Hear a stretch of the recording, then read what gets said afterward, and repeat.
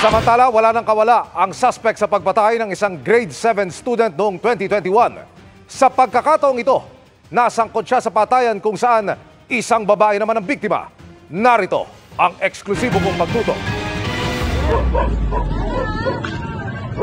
Hating gabi ng pasukin ng Pasig Police ang magkakadikit na barong-barong sa barangay Pinagbukatan. Ang kanilang pakay, Yan lang kayo.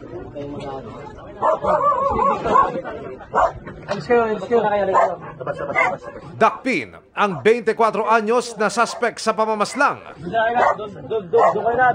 Maya-maya pa inadakip na ang suspect.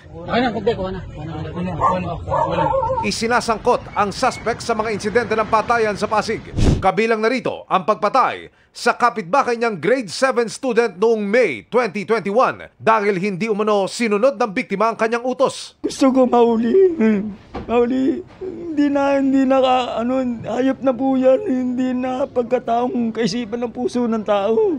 Dinismiss ng korte noon ang mga kaso laban sa suspect dahil sa kakulangan ng ebidensya at nang makalaya.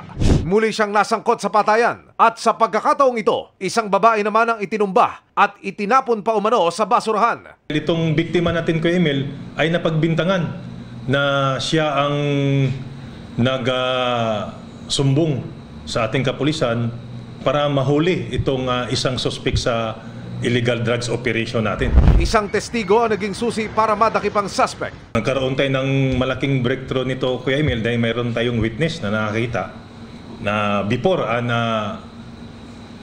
during and after ng shooting incident. Kaya yun, nakuha natin yung witness.